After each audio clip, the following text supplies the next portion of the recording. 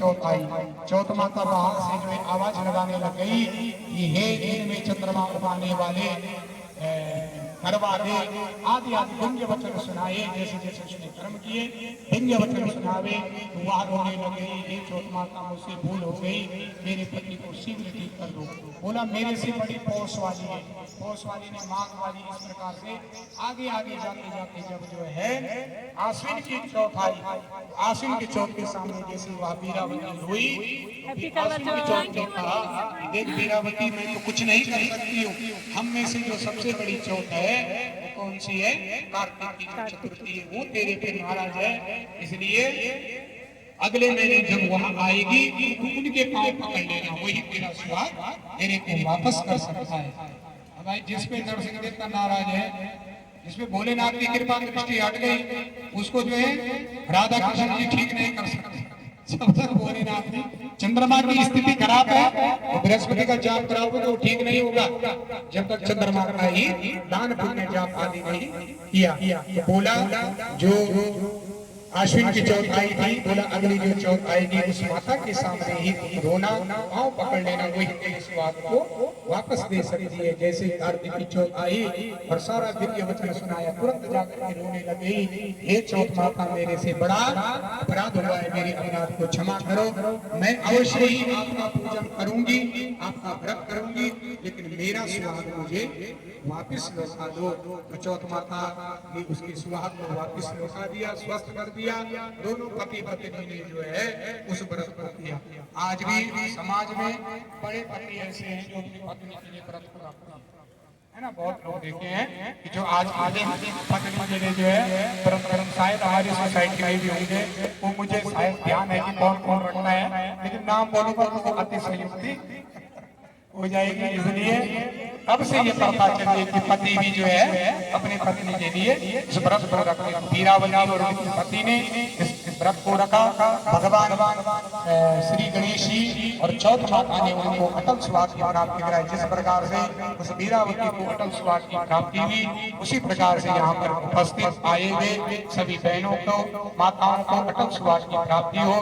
भोले गणपति जी महाराज जी की जय। इसमें एक कथा और आती है कि देखो भक्त भगवान कहते हैं ना, भगत के बस में है भगवान, भगवान भक्त के बस में होती है, लेकिन किसके, निर्मल मन जन सो मोहि पावा, मोहि कपट छल छिद्र न बहावा। जिसके मन में कपट है, जिसके मन में छल छिद्र है, जो अपने आप ही में सर्वस्व दूसरा कोई अहम ब्रह्मी रहस्मी द्वितीयो नास्ति, एक मैं ही हूँ जो सबसे बड़ा है, अन्य कोई नहीं है, जो ऐसा समझता है उस पर भगवान की कृपा कभी नहीं होती है, चाहे वो करोड़पति हो चाहे रोड़पति हो। इसलिए यहाँ पर कथा आई कि एक अंधी बुढ़िया है, वह बुढ़िया नित्य प्रतिदिन जो है भगवान शंकर के मंदिर में जाकर के गणपति जी का स्तवन करती है। स्तवन में पूजा करती है, पाठ करती है, जप करती है। गणेश जी एक दिन भक्ति से प्रसन्न हो गए और उस अंधी बुढ़िया मैया से कहा, हे माता मेरी पूजा करती है, चल मांग आज तुम्हें क्या चाहिए। बूढ़ी मैया ने कहा कि मुझे तो कुछ मांगना नहीं आता, वरना मुझे कुछ आवश्यकता ऐसी है, देखो गणेश जी मैं आपसे मांगूंगी जरूर, लेकिन मुझे आज समय दीजिए, मैं घर पर जाकर के अपने बहू से पूछूंगी, अपने बेटे से पूछूंगी, अपने रिश्तेदारों से पूछूंगी। इस प्रकार से माता ने गणेश जी को आश्वासन देकर गणेश जी ने कहा, ठीक है माता, और कल अवश्य तुझे मांगना है, और कल के बाद दोबारा मौका नहीं मिलेगा। इसलिए वो माता जब घर पर गई, बहू से पूछा, हे बहू, सारा वृतांत सुनाया कि मंदिर पर गणेश जी प्रकट हुए मंदिर में, और गणेश जी ने कहा कि मांगता था। बोला मैया आपने देर क्यों कर दी, बोल रही कि मुझे एक पोता दे दो। बहू ने अपनी मतलब की बात कही कि मुझे पोता दे दो, यानी मेरी गोद भर जाए, मेरे घर में संतान हो जाए। बेटे से पूछा, बेटे ने कहा माँ कैसी बात कर दी, करोड़ों रुपए मांग देती ना, हमारा घर परिवार ठीक चल जाता, 2-4 प्लेट हम पंचकुला है और ले लेते हैं। इस प्रकार से अपने अपने निजी इच्छा दयाही की। जैसे ही मैया ने बोला, सोचा, बहू ने अपने मतलब की बात बोली है, बेटे ने अपने मतलब की बात बोली, पड़ोसी से पूछा। पड़ोसी ने कहा, ये मैया क्या करेगी पोते, क्या करेगी करोड़ों की माया का। ऐसा कर ले, तेरी तो आंख खराब है, वो आंख मांग ले। बोला नहीं, अगर आंख मांग दी तो बहू नाराज हो जाएगी, बेटा नाराज हो जाएगा, मुझे तो ऐसा मांगना है जो एक ही वचन में सब कुछ सबको प्राप्त हो जाए। अगले दिन जब माता मंदिर पर गई, गणेश की पूजा की, गणेश पुनः प्रकट हो गए। माता सोच लिया, बोला हाँ, बोला देखो गणेश जी, मैं आपसे जो मांगूंगी ना आपको देना पड़ेगा। बोला जा मैया, आज तेरे को वचन देती हूँ, तू जो मांगेगी वो मैं तुझे आज अवश्य दूंगा। महाराज माया ने मांगा, हे गणेश जी मुझे 9 करोड़ की माया दे, निरोगी काया दे, और घर में मुझे पोते दे, ठीक है, सुख संपत्ति प्राप्त दे, और मेरा पूरे परिवार सुख संपत्ति से युक्त हो। सारा एक ही वचन में मैया से मांग लिया। बहू का वचन भी मांग लिया, पोता हो जावे। बेटा ने बोला था कि करोड़ों की माया मांग देती, बोला मुझे मेरी आंखों की रोशनी मुझे दे दे, निरोगी काया दे दे, वो भी मांग लिया, और मेरा घर परिवार सुखी रहे।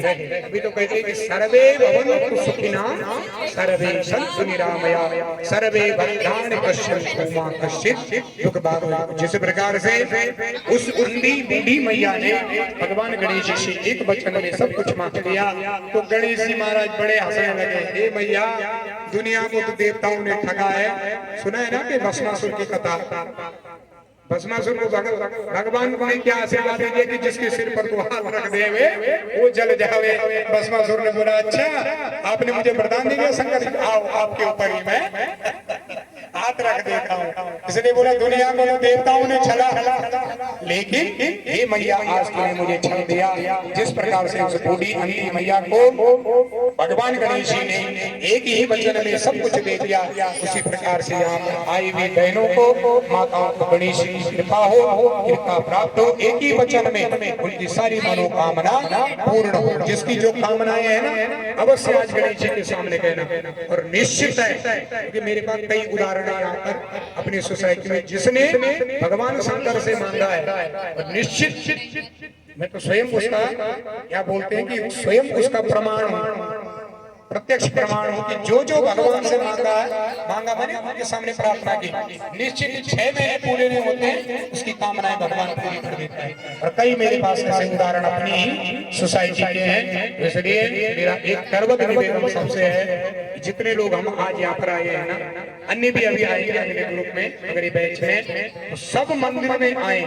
मैं ये नहीं कहता हूँ कि इस लालच से नहीं करूँ कि आप मंदिर में 1 रुपए चढ़ाओ, ये पंडित जी को दो, ये कहता हूँ कि आप भगवान से जुड़ो। देखो भगवान से जुड़ोगे तो आपका ही कल्याण, मेरा नहीं है। क्यों बहन जी गलत, माता जी गलत बोल रहे हो? भगवान से जुड़ोगे आपका ही कल्याण है, मेरे पे मेरा कोई कल्याण नहीं होने वाला उसमें। आप भगवान से जुड़ोगे तो निश्चित ही आपकी कामनाएं अवश्य पूर्ण होगी। जो दुख है, विपत्ति है, भगवान तभी आएंगे जब हमने कुछ पुण्य कमा रखा होगा, और जब हमने कुछ पुण्य कमाया ही नहीं होगा तो परमात्मा कभी भी बिना दिए हुए परमात्मा कभी किसी को नहीं देंगे। इसलिए अवश्य आप सब लोग भगवान के मंदिर में जुड़े और सबको अटल सुहाग की प्राप्ति हो। इसी कामना के साथ आज की कथा को भगवान गणेश की चरणों में समर्पित। बोले गणपति भगवान की जय। पहले फिर माता जी करेंगे।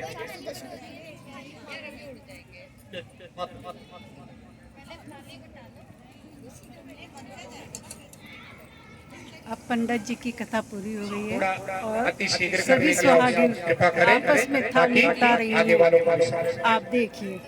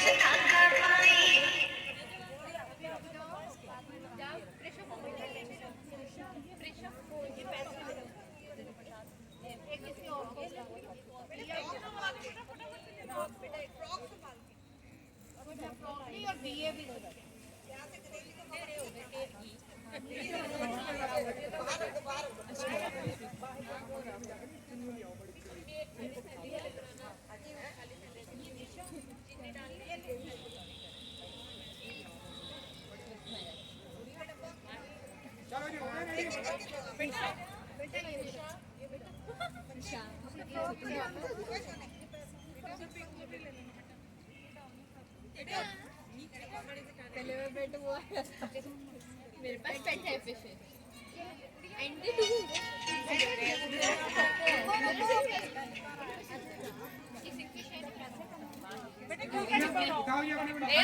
सही